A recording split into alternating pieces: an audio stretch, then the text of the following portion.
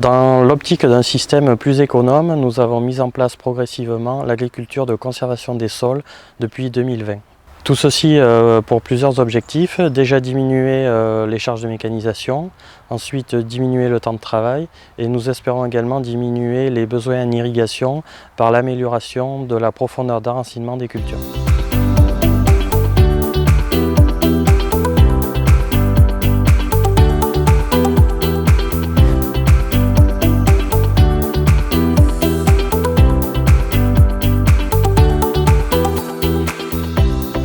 Vivier Pujalon du GAEC de Ringuette à Girac dans le nord du Lot, en vallée de la Dordogne.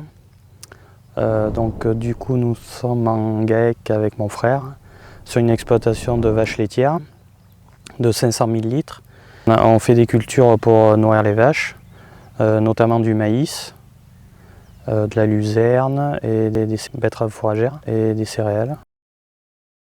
40 hectares d'irrigables. Et on irrigue 30 hectares. L'eau elle vient de la Dordogne. Il y a un réseau collectif à Naza et une partie où on a un forage individuel. Il y a deux gros îlots sur l'exploitation. Un îlot où on se situe là, où c'est les cultures, où c'est irrigable, et un îlot où c'est plus des prairies, notamment des prairies naturelles, en bord de Dordogne, en zone sensible Natura 2000.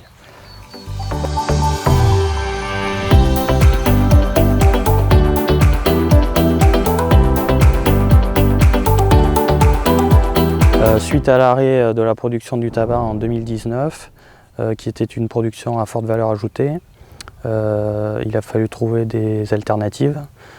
Donc nous avons commencé à faire du tournesol et du colza semences. Et pour continuer à maintenir le revenu, nous avons cherché des économies de charge, notamment en passant à l'agriculture de conservation des sols. Et nous avons également modifié un petit peu l'assolement en faisant moins de maïs et en implantant des betteraves fourragères et de la luzerne pour gagner en autonomie fourragère pour le troupeau.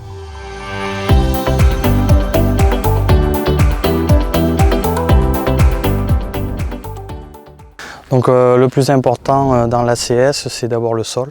Tout passe par le sol et pour ce faire, il faut notamment implanter des couverts et ne jamais laisser le sol nu.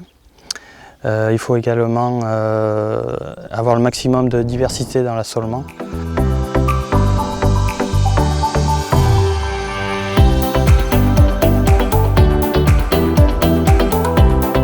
Historiquement, on a toujours été en labour pour préparer les sols.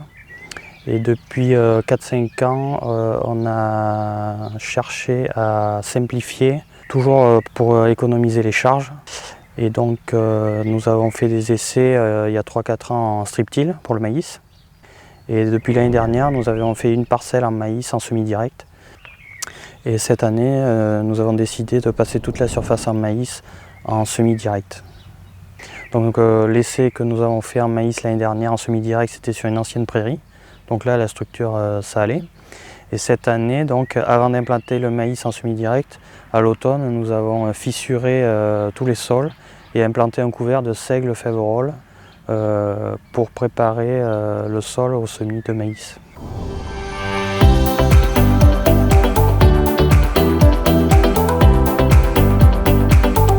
Nous avons attaqué à implanter des couverts depuis 4 ans pour améliorer la structure du sol et la matière organique. Et depuis 2 ans, 100% des sols sont couverts en hiver. Nous avons choisi le mélange seigle-Faverolles dans nos couverts. Donc le seigle, c'est pour améliorer avec son système racinaire pour décompacter les sols.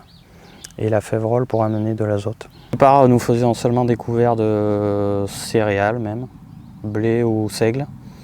L'année dernière, on avait intégré la Faverolles.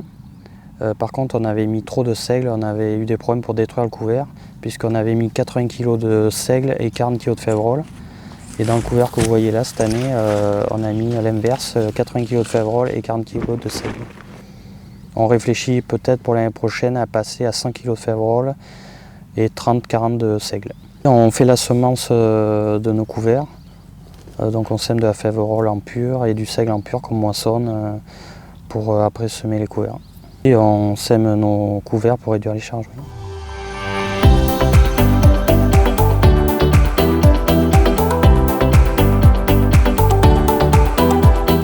Au niveau assolement, nous avons 50% de la part qui est en prairie. Et dans les 50% des cultures, on a une grande diversité de cultures. Ces dernières années, on a diminué la part de maïs pour implanter de la luzerne. Luzerne dans laquelle on a fait 6 coupes cette année. Donc, ce qui est intéressant pour amener les protéines pour les vaches. Et la luzerne est également très intéressante pour la transition des sols vers l'agriculture de conservation.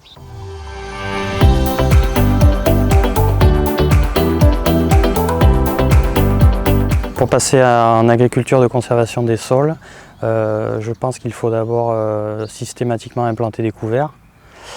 Ensuite, il faut être accompagné par des techniciens et échanger aussi entre agriculteurs parce que tous nos repères changent en fait, tout est différent et il faut aussi avoir du matériel adapté, notamment les semoirs qui sont l'outil indispensable en semis direct. Pour les semis de céréales et de couverts, nous avons un semoir Gaspardo que nous avons acheté en Cumin. Et pour les semis de maïs, c'est l'entreprise Boissière dans le Cantal qui est équipée d'un semoir John Deere 8 rangs avec le système Precision Planting. Ce semoir permet de semer dans les couverts vivants en permettant un semis régulier.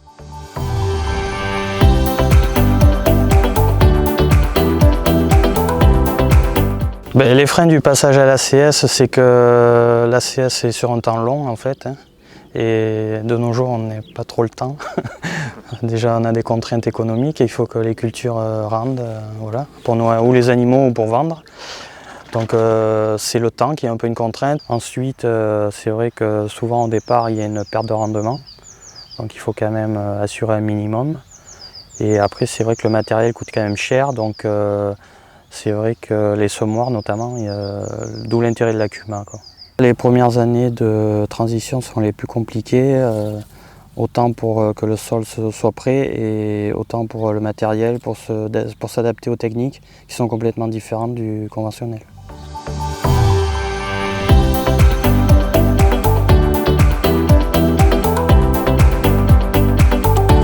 L'avenir, oui, ça serait de tout semer en direct.